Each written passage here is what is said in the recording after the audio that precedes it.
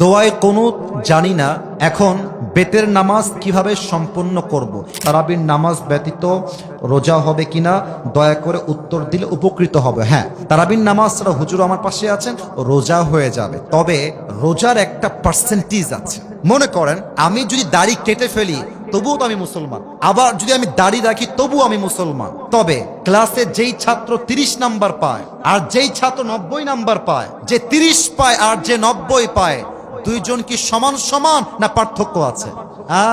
পার্থক্য আছে।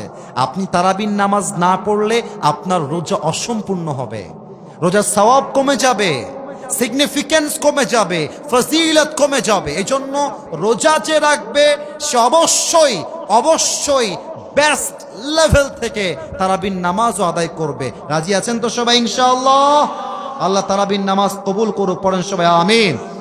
দোয়ায়ে কুনুত জানি না এখন বেতের নামাজ কিভাবে সম্পন্ন করব। বেতের নামাজের বিধান হচ্ছে এটা হচ্ছে ওয়াজিব নামাজ, আর দোয়ায়ে কুনুতটাও এটা জরুরি বেতের মধ্যে পড়া। এখন বেতের দোয়ায়ে কুনুত যদি কেউ না জানে, তার জন্য উচিত হবে যখন সে 3 রাকাত বেতের আদায় করছে, সূরা ফাতিহা পড়েছে, সূরা ফাতিহা শেষ, কেরাত মিলানো শেষ, আপনি এবার কোরআনে উল্লেখিত দোয়া পাঠ করতে পারেন। যদি আপনার বেতের যে দোয়া কুনুত এটা যদি আপনার মুখস্থ না থাকে, যেমন আপনি পড়তে পারেন রব্বানা আতিনা ফিদ দুনিয়া হাসানা ওয়া ফিল আখিরাতি হাসানা ওয়া কিনা আযাবান নার, এই দোয়া আপনি পড়তে পারেন। এটা পড়লে আপনার বেতের নামাজ হয়ে যাবে। তবে সবচেয়ে জরুরি হচ্ছে দোয়ায়ে কুনুতটা শিখে দোয়ায়ে কুনুতটা পড়া। হাদিসে আসছে এটা পড়াই সবচেয়ে উত্তম কাজ। সুবহানাল্লাহ পড়বেন না আপনারা সবাই? অতএব কারো যদি দোয়ায়ে কুনুত মুখস্থ না থাকে, আমার কি মনে হয় জানেন, এখানে অনেক আসামি বসে আছে যাদের দোয়ায়ে কুনুত মুখস্থ নাই। ইভেন এখানে অনেক আসামি এমন আছে যাদের আয়াতুল কুরসিও মুখস্থ নাই।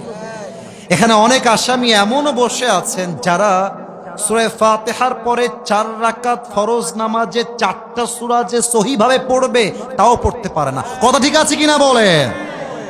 হাত তুলতে কব না নে ভাই, হাত তুলতে করলে সম্মান থাকবে না আমাকে। তবে এটা কোনো হাসির বিষয় না, আফসোসের বিষয়, আফসোসের বিষয়। অনেক যুবকের হিন্দি গান মুখস্থ আছে, বাপরে হিন্দি গান 200 মুখস্থ। গার্লফ্রেন্ডকে ইমপ্রেস করতে 10টা গান শোনাই ফেলতে পারবে, কোনো সমস্যা নাই, কিন্তু আয়াতুল কুরসি মুখস্থ এখন পর্যন্ত করতে পারে নাই। ঠিক কিনা বলে? দোয়ায়ে কুনুত অবশ্যই আজকে থেকে যাদের মুখস্থ নাই মুখস্থ করবেন। রাজি আছেন তো ইনশাআল্লাহ?